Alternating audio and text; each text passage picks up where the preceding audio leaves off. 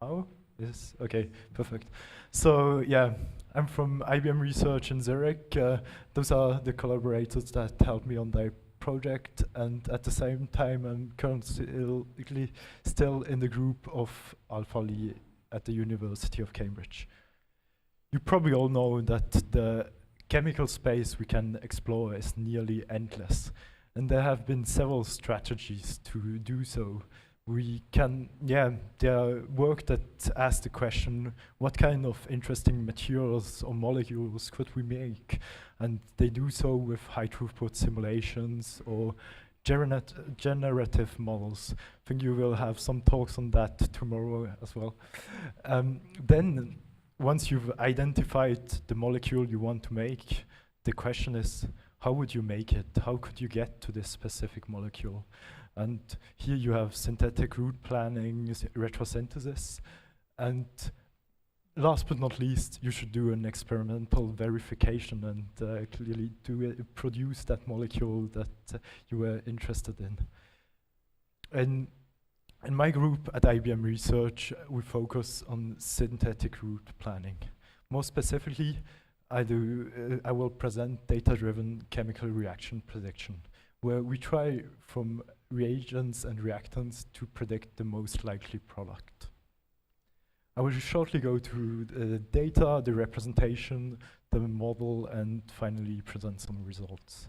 The data is mostly from Daniel Lowe's text mining work on the US patents, where he extracted the whole synthetic procedure to produce molecules and described them also as reaction smiles.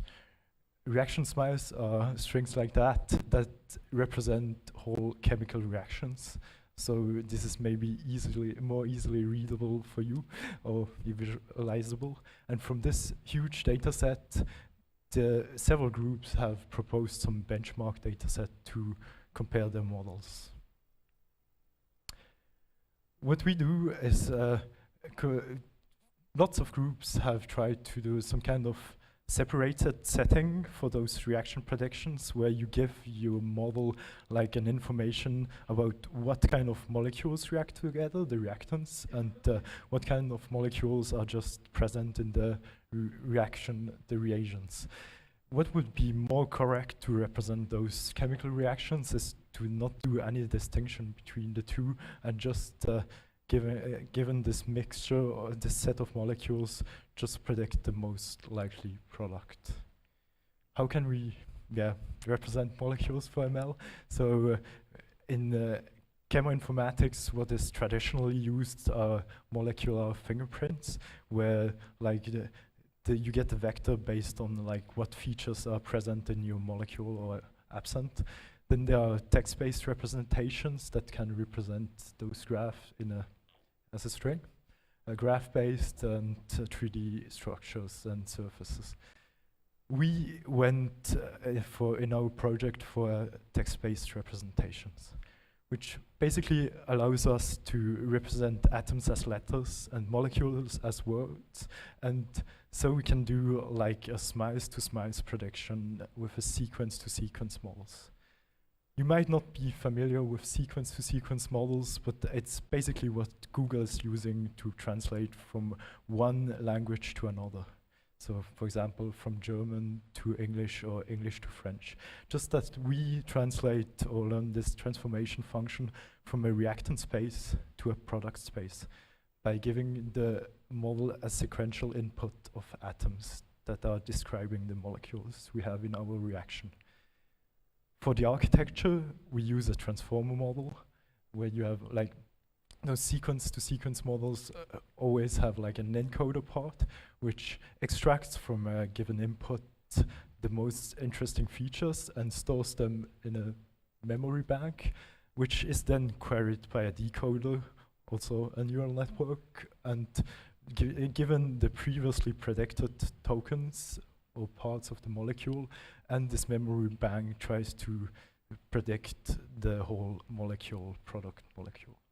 So it's made of stacks of attention layers, and encoder and decoder are basically neural networks, And what is really cool about this transformer architecture is the multi-head attention. So the decoder is able to peek at several atoms at the same time during the decoding steps. There are 3 types of attention. This is where really the core of this transformer model. And on the encoder side, you have this self-attention, which basically computes the pairwise interaction between all the encoder states. Then you have a mask self-attention in the decoder, which computes the pairwise interaction between the current token and all the previous tokens in the previously predicted token. You mask it because you don't want to tell your decoder the future, because this is what you want to predict. And then, maybe most interestingly, you have this encoder-decoder attention, which computes the pairwise interaction between decoder tokens and encoder tokens. And if we visualize this encoder-decoder attention, we can basically, if you look at this, you have the reactants in the horizontal, and in the vertical you have the predicted product that is sequentially predicted.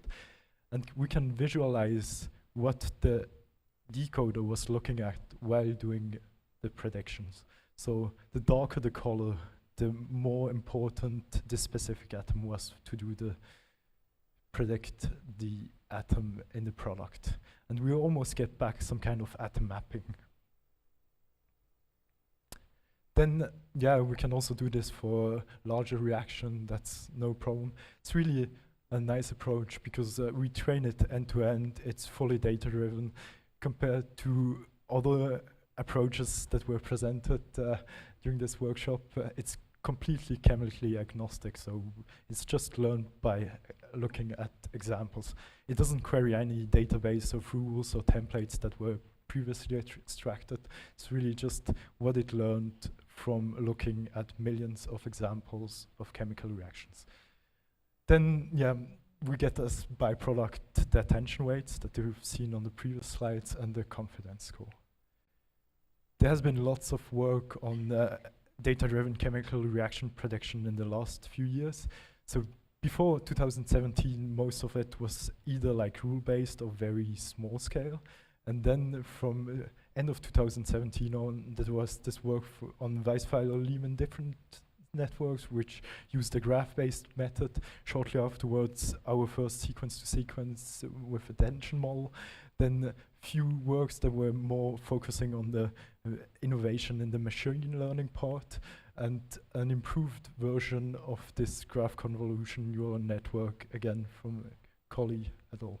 And finally, back in November, our molecular transformer paper. On the next slides, I will compare the top 1 accuracies on a benchmark data set of all those models here. So this is what we had back in December 2017. And yeah, small improvements during the year of 2018. Then the improved version of this graph convolution neural network. And back in November, we published for the first time 90% top 1 accuracy with our molecular transformer. But all those results were obtained in like this separated setting where you give your model like information about what are the molecules that react together. Even this may be even more interesting even when we train on a mixed setting where the molecules has also to define like what molecules are reacting together. We still outperform all previous work. And yeah, on the next slide, I will show you another comparison of the 2 best approaches here. On a human prediction benchmark that was done by Colley et al., where they basically sorted 80 reactions into different popularity bins. So how many reactions, similar reactions were found in the training set. And they gave them to 11 chemists at MIT, and they let them predict what would be the most likely outcome. And this is what the average, how the average human was performing. Their best model, the best human, and what the molecular transformer gets as a performance trained on the same data set with exactly the same data. What else can we do? So another use case would be when we ask a different question and we give the model not only the reactants and reagents, but reactants, reagents, and the product. And we can just compute the likelihood that it will give to that specific reaction. So this two reactant here could give you a Markovnikov or an anti-Markovnikov product. And if you compute the score of the Markovnikov product is a lot higher. This could be used, for example, as a single-step validation model in a retrosynthesis tool, where you try to go from a target molecule, break it down into smaller building blocks until you get to commercially available molecules. Another use case could be regioselectivity in halogenated compounds, for example, where we can predict where the molecules would react. And this only in milliseconds compared to like maybe simulations where semi-empirical methods where it would take, 1 or 10 minutes. I don't know. If you're now excited, everything is online on IBM Reaction for Chemistry. Just go to this website. I will probably for time limits, I will skip the live demo and just show you what you can do on 2 slides. It's, you can log in with your Google account, Facebook account, create a new account, whatever you want, create a project, and then just draw molecules and predict those reactions using our trained model. And I think this is exciting because it makes it available to everyone, and especially to the people that could benefit from such models. What you get back is the product, attention weights, and a confidence score. This platform was first presented at the ACS meeting in Boston last August, and in the meantime, it had more than 70,000 reactions predicted. Just a short video with some impressions from this. What we are presenting today is the release of the first AI platform for predicting chemical reactions in organic chemistry. You can use this model for free online and try it out. You can even challenge yourself against it. I want to see if the AI can get it correct. What kind of reactions are you expecting from people? I'm expecting lots of chemical reactions. What are your thoughts? It's really cool. Yeah, whatever I asked it to predict, it did predict. When I looked at it, I thought it would be a perfect study tool. Look at this. Human answer correct. Okay. AI answer also correct. Thank you very much. The AI definitely can't beat me on style.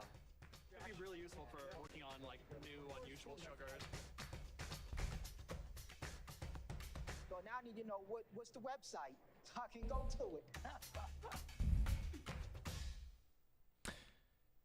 Yeah, basically for 3 days we were running human versus AI challenges. So groups of chemists were trying to predict like the most likely product of a few reactants, and our AI model our machine learning model was doing the same. And out of 86 challenges, basically our model was correct 64 times, and the human were correct 35 times. And just as a side note, our model used only a fraction of the time to do those predictions.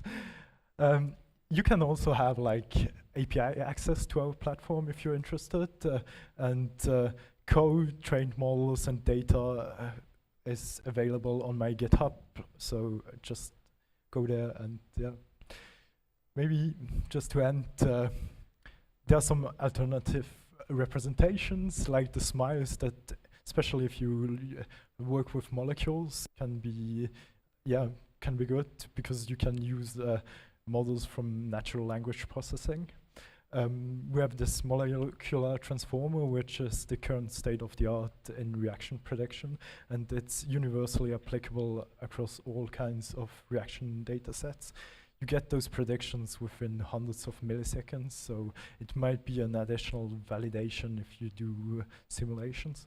And yeah, have a look at IBM Reaction for Chemistry. It's free, and help us to improve by giving us feedback. thank you very much for your attention. Yeah, here just the entities that funded my research. Then we have all kinds of tools that are super important somewhere in the back end of our models. And yeah, the two papers where we outline the initial idea, and the second one where we describe the model that is in the back end of IBM Reaction.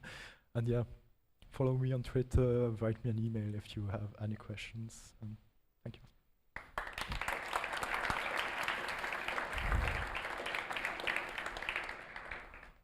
Yes.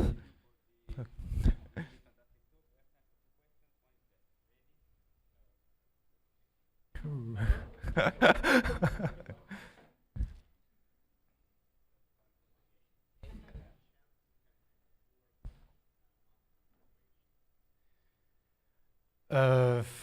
Okay, the thing is that I guess it lies in the data. We don't have data where you have mass, usually, at least in what we have actually available, we only have the major product, and that's why we won't have any mass conservation. But I think if you had the data and you would always force it to have it, then it would learn that this is an important part of the whole. Yeah. Okay. Can I quick one? Is your data set, so it's from the next move, so you have a stereochemistry? Yeah, we have stereochemistry inside. So you can get the, basically there's no constraint as long as you have enough data to describe, yeah. Oh, that's let me try.